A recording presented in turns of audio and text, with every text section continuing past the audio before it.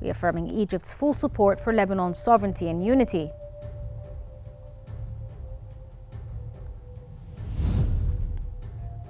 Israeli occupation forces strike several sites in Beirut's southern suburbs for a second consecutive day.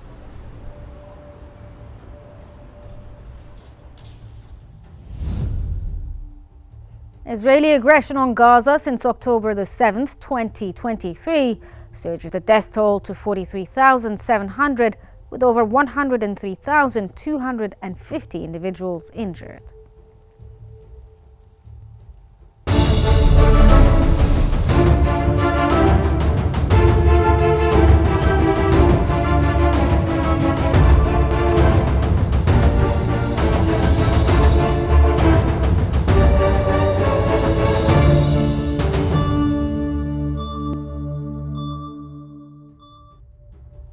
It's 4 p.m. Cairo local time, and you're now watching Qnews. We begin today's bulletin with the latest developments in Lebanon.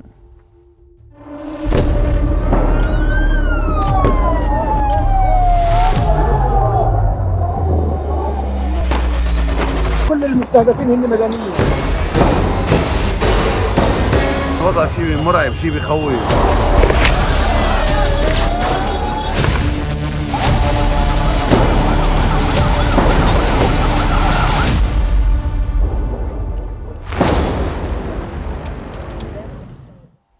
In a press conference in Beirut, Egyptian Foreign Minister Badr Abdel-Ati has condemned the ongoing Israeli aggression against Lebanon, reaffirming Egypt's full support for Lebanon's sovereignty and unity. Minister Abdel-Ati stressed the need for a full implementation of UN Resolution 1701 and emphasized Egypt's solidarity with Lebanon. He also reiterated Egypt's commitment to supporting Lebanon's institutions, including the army, and rejected any external conditions like the election of a president as prerequisites for a ceasefire. The minister concluded by reaffirming Egypt's priority to halt aggression and ensure Lebanon's stability. Minister Abdel-Ati arrived in the Lebanese capital Beirut early today for talks with top officials there, including Prime Minister Najib Mikati and Parliament Speaker Nabih Berri.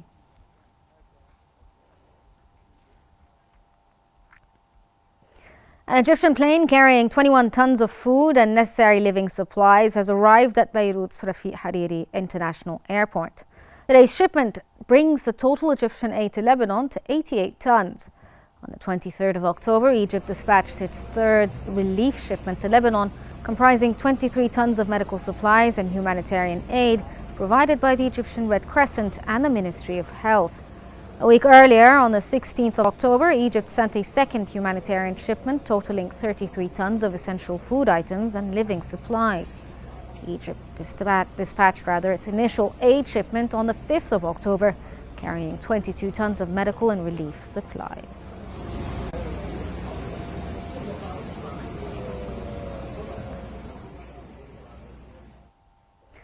Israeli occupation forces have struck several sites in Beirut's southern suburbs for a second consecutive day after launching heavy airstrikes on the area on Tuesday.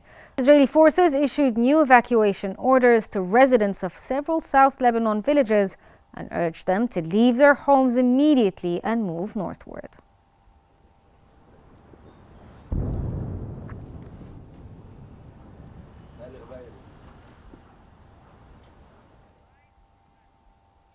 Lebanon is closely monitoring diplomatic efforts for a ceasefire as tensions rise between Israel and Hezbollah. Lebanon is closely monitoring diplomatic developments as it awaits truce proposals following the escalated conflict in the region. Parliament Speaker Nabih Berri has said Lebanon is awaiting concrete ceasefire proposals after a senior U.S. official said he saw a shot at a truce soon in the conflict between Israel and Hezbollah. U.S. President Joe Biden's special envoy for Middle East peace, Amos Hochstein, expressed cautious optimism about potential ceasefire efforts, with a primary focus on the escalation of violence between Israel and Hezbollah. Hochstein highlighted the possibility of diplomatic efforts to ease tensions along Lebanon's southern border, where clashes have increased significantly in recent weeks.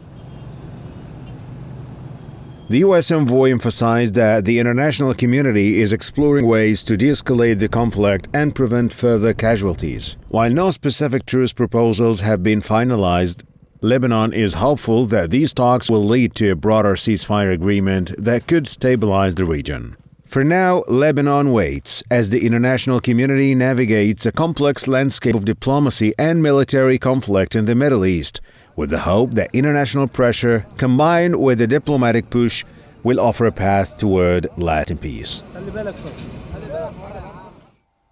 For more analysis, we now move to Salma Marwan in our newsroom. Thank you, Rihim. And for further analysis, we're joined from Beirut by Rachel Karam, political researcher. Ms. Rachel, thank you for joining us on Qnews. We're glad to have you with us. First off, what are the objectives of the Israeli army's second phase of ground operations in southern Lebanon?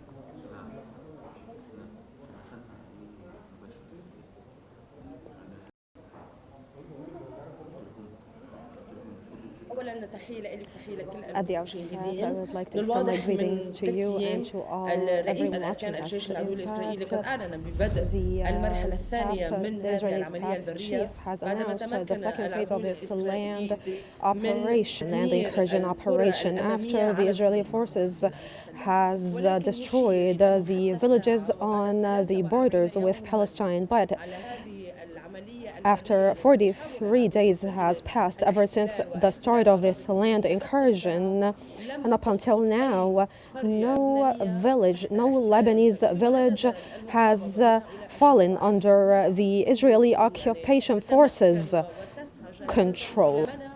Our people over there are resisting strongly, and it is evident that the Israeli forces in the second phase are going to deepen these strikes on the borders, because one of the objectives of the Israeli forces is to steer away the military forces of Hezbollah from this area. We're talking around 10 to 25 kilometers that they're aiming to steer them away, all the way from the Litani region.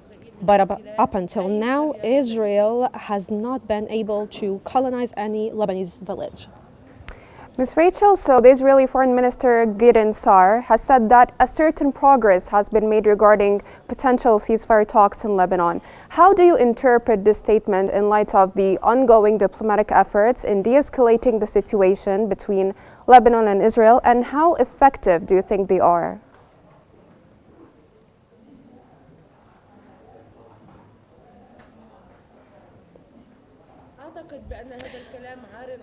I think that this is not at all true or accurate. This is just, part of the psychological warfare that Israelis are trying to disseminate in Lebanon and in the Arab world in general. They're just trying to perpetuate the rumor that they're going to terminate the war and to have a cease or to do a ceasefire. And we have seen what happened when, in fact, the Prime Minister of Israel went to the United States and claiming that the war is going to be terminated. On this very same day, Nasrallah was assassinated. On the very same day, the Israeli Prime Minister was addressing the United Nations. And so I believe that this is just part of the psychological and media warfare that the Israelis are embodying in order to just deceive the Arab world.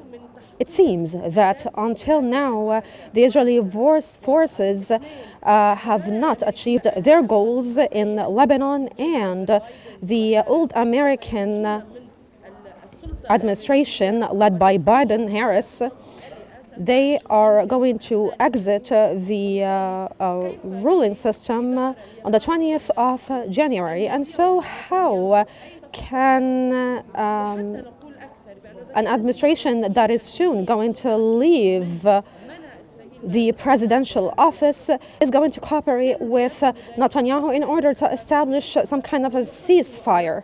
In fact, if they really were serious about that, the Biden-Harris administration would have done something before the elections in order to make their situation a little bit better, but they didn't. And so all the assaults carried out by Israelis in this region has affected the American population, and this led them to opt for Trump over Biden. And so we're going to see what's going to happen on the 20th of January when Trump is named an official president of the United States. But there is just constant pressure between the Lebanese side and the Israeli side. Up until now, we're still having battles on the field, or we're still having Hezbollah forces trying to resist and trying to establish some kind of a barricade between themselves, between the Lebanese villages and the Israeli forces. And in fact, around 230 missiles yesterday were able to land in the internal sides of Israel. And right now, I believe that we still have 1 month or 2 months to go, that this war is going to continue until the new president of the United States is named. Yeah, so speaking of the Biden administration, what makes it optimistic then about a potential ceasefire in Lebanon? And if you can expand on the diplomatic efforts that the United States is currently working on.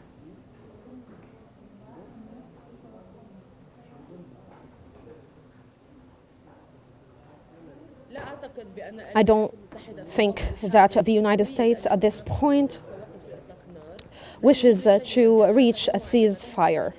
We know that when Netanyahu went to the United Nations recently, he asked of the Republicans to give him the green light in order for him to perpetuate and continue his military operations, whether in Lebanon or in Gaza, until the elections are held. This has happened. This has actually happened. And so I as well believe that the Americans have given Netanyahu this green light to continue with the war until the new president of the United States comes to office. But from now until this time, it is evident that the military operations, the existential targets of Israel, are going to be the indicator which is going to determine the balance of powers between these belligerent parties. And I would like to say that the President-elect of the state, Donald Trump, considers or is considered a person who is conflict averse. His foreign policy is conflict averse. Trump, in fact, thinks a lot about the strategic interests of Israel. And in fact, Netanyahu... Thank you so much, Ms. Rachel. Sorry for interrupting you due to shortage of time. Thank you so much for all the information you provided us with. Now we're going to move back to Riham for more news and developments around the world. Thank you so much, Salma, for that interview. Moving on to an Israeli strike that has killed 6 people and wounded 15 others in a densely packed area south of the capital, Beirut. Lebanon's health ministry said the strike hit an apartment building in the town of Aramoun. The state-run national news agency reported that there were children missing after the strike. The agency stated it was unclear if they are under the rubble or were transferred to a hospital. There was no warning issued before the strike, and it was not clear what the target was.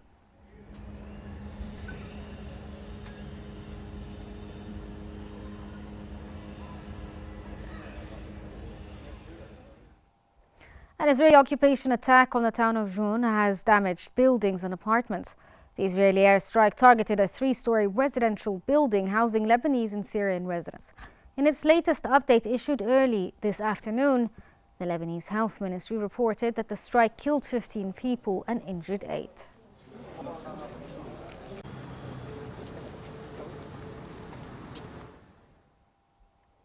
The Israeli occupation forces have left buildings in ruins, with rubble filling the street after launching a series of heavy airstrikes on Beirut's southern suburbs on Tuesday.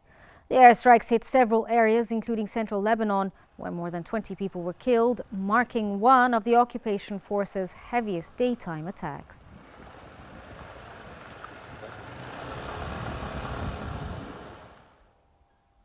The UN peacekeeping chief has arrived in Lebanon for a 3-day visit to Beirut to support peacekeepers on the front lines and amplify UN calls for de-escalation and a ceasefire. Under-Secretary General Jean-Pierre Lacroix met with caretaker Prime Minister Najim Mikati and UNIFIL head of mission and force commander General Aroldo Lazaro.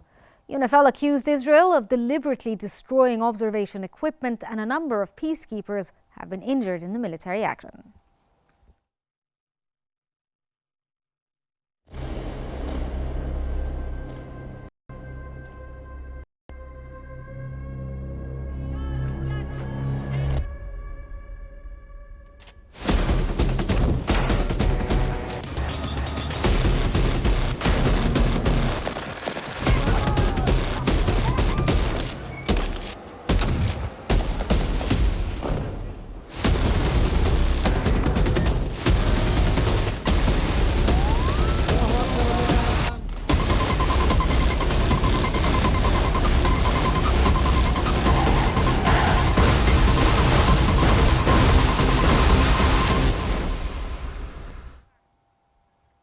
Gaza-based health authorities have confirmed that Palestinian death toll from Israeli aggression since October 7th has exceeded 43,700, with over 103,250 individuals injured. The Israeli occupation army committed 7 massacres against families in the Gaza Strip over the past 24 hours only, resulting in the death and killing of 47 civilians and the injury of 182 others.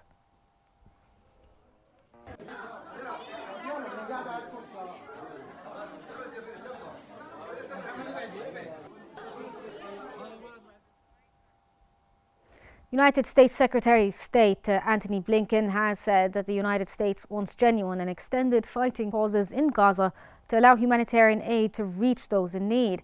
Speaking at a press conference in Brussels, where he addressed both the Ukraine conflict and the Middle East situation, Blinken said that the most effective way to assist people in Gaza is by ending the ongoing war. He noted that Israel has met the objectives it set for itself, and that this should be the appropriate time to end the war. Commercial trucks getting in with commercial goods. This is vital because so many of the things that the commercial truckers bring in. 9 Palestinians have been killed in an Israeli occupation bombing of 2 sites in Beit Lahia in the northern Gaza Strip. Palestinian media reported that the occupation forces targeted a group of citizens near the gate of Kamal Adwan Hospital, killing 5 people. The Israeli occupation also bombed a house, killing 4 Palestinians.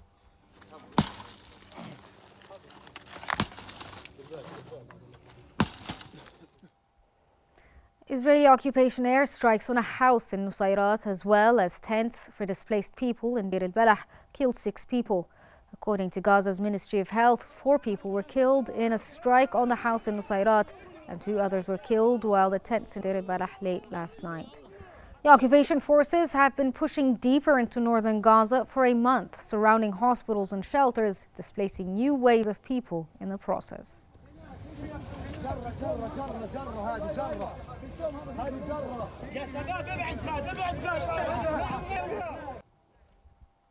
8 have been killed and more than 20 others wounded in the Israeli attack on Al-Mawasi area west of Qnews. According to Palestinian media, at least 18 civilians have been killed in the occupation's airstrikes targeting different areas in the Gaza Strip since dawn today.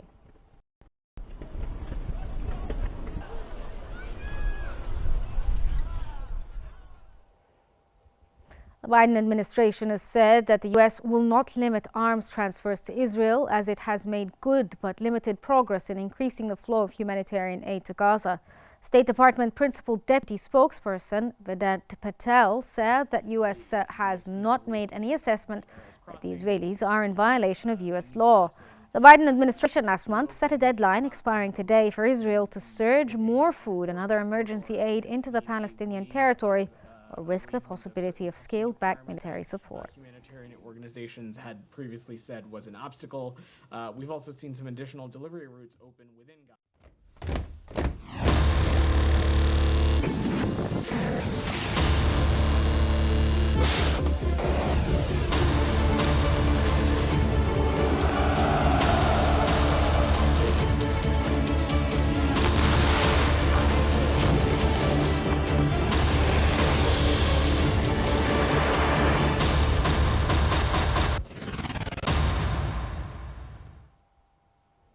Blasts have echoed across Kiev after officials said Russia launched its first missile attack on the Ukrainian capital since August.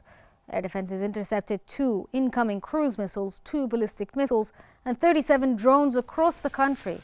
The Ukrainian Air Forces had said. No casualties or major damage were reported in Kiev.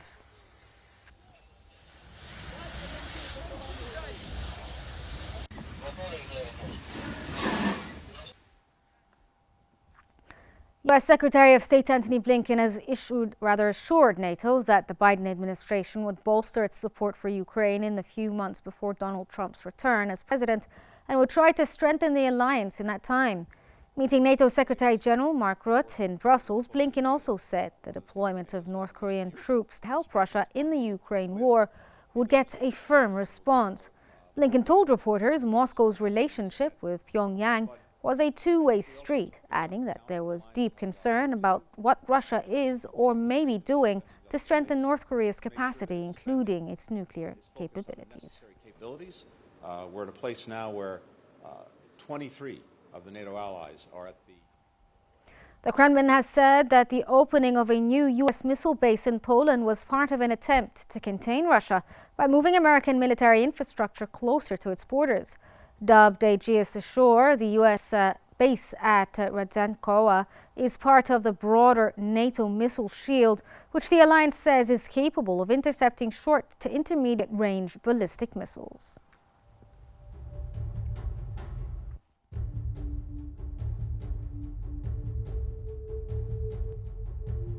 That brings us to the end of our news bulletin. Here's what we've been covering. Egyptian Foreign Minister Badr Abdulati condemns ongoing Israeli aggression against Lebanon, reaffirming Egypt's full support for Lebanon's sovereignty and unity.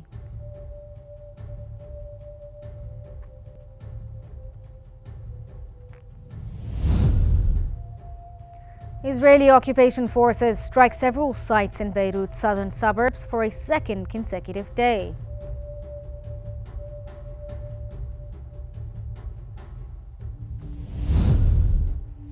And Israeli aggression on Gaza since October the 7th, 2023 surges the death toll to over 43,700, with over 103,250 individuals injured. This concludes our news bulletin for the hour. Don't forget to follow Qnews on YouTube, Facebook, X, Instagram, and TikTok at Qnews EGY to stay informed. Thank you for watching and stay tuned for more updates here on Qnews.